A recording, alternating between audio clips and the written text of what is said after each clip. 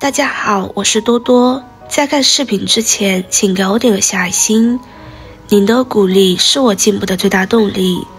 今天和大家分享的是，人在年轻的时候，总是习惯给生活做加法，见到喜欢的东西，不考虑需不需要，只管买。步入社会，忽略自我感受，经营的人际关系也越来越复杂，走得远了，经历的多了，总有一些心事累加在心头。起初的房子是空的，心是澄澈的，后来添置的物件越来越多，应付的事情越来越繁琐，生活也开始变得越来越低质。有句话说，会布局人生的人心一定是极简的，懂得做减法才是真正成熟的开始。不管是物质还是精神，扔掉不必要的包袱和累赘，才能把更多有价值的事物请进生活。丢掉家里乱七八糟的东西。心理学上有一种效应叫鸟笼效应，如果一个人的客厅有一个空鸟笼，过段时间他很有可能会买只鸟回来养，而不是把笼子丢掉。这种被物件所累成物件俘虏的状况，也是生活中最常见的。比如说，家里有一些看着漂亮很占地方的纸盒，我们不仅不会扔掉它，还会在盒子里堆更多无用的东西。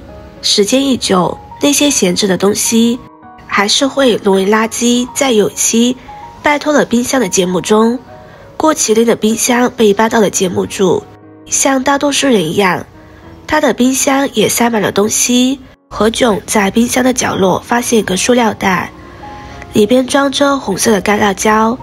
当他拿出这些干辣椒时，被看见袋子里已布满了微状物。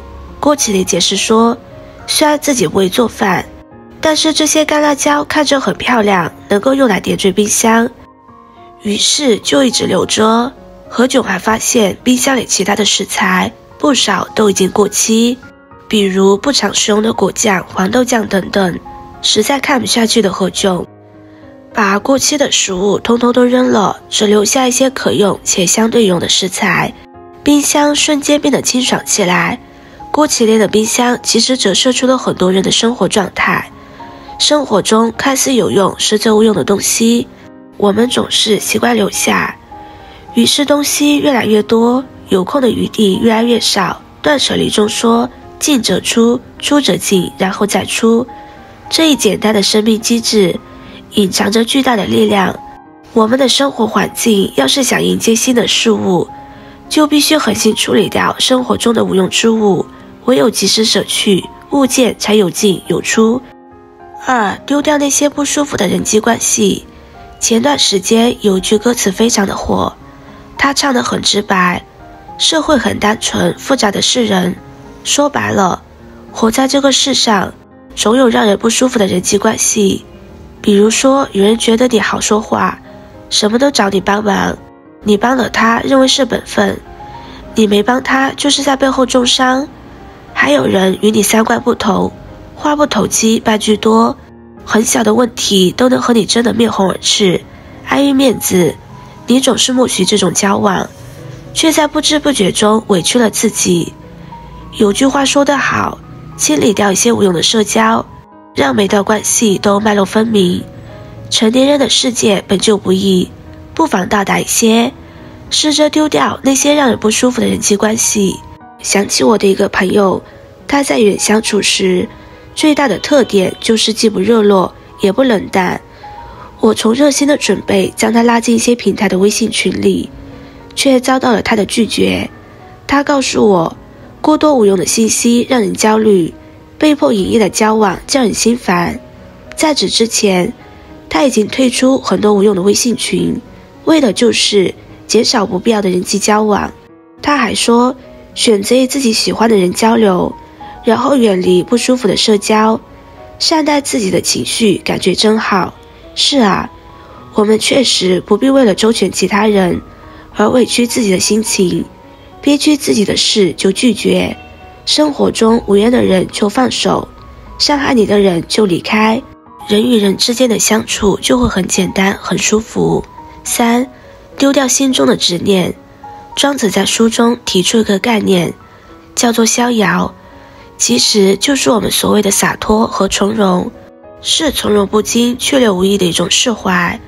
而大多数人在生活中感觉到人生并不洒脱，并不开心，根本原因就是被自己执念所禁锢。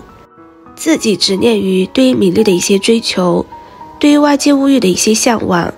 当你的执念心越重，那么你在人生中越痛苦，得失心就会越重。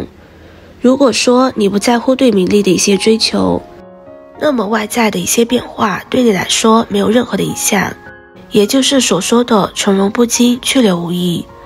我很喜欢泰戈尔说过的一句话，有一个夜晚我烧毁了所有记忆，从此我的梦就透明了。有一个早晨我扔掉所有的昨天，从此我的脚步就轻盈了。人生在世，草木一秋，最怕的便是放不下执念，丢不掉烂事，过不好现在。刘震云在《我不是潘金莲》这本小说里讲的女主李雪莲，便是一个执念太深的女人。整整20年，她不断上访，只为澄清一个早已经没有意义的假离婚变真离婚的真相。一开始她放不下的是前夫秦玉和对自己的欺骗与背叛，后来可能连她自己都不知道，放不下的是自己无穷无尽的执念。她原本年轻貌美，吃苦肯干，离开了秦玉和完全可以活得很好，但因为执念太深，一直在这件烂事里纠缠，亲自把一手好牌打得稀巴烂，最后潦草一生。记得有句话说，当你凝视深渊的时候，深渊也在凝视你。如果我们坚持和那些烂人烂事纠缠，放不过自己，那么也终将在生活垃圾中伤害自己。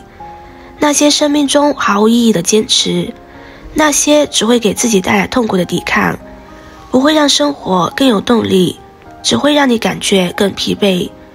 有些路真的是回头才有岸，重新起航才有方向。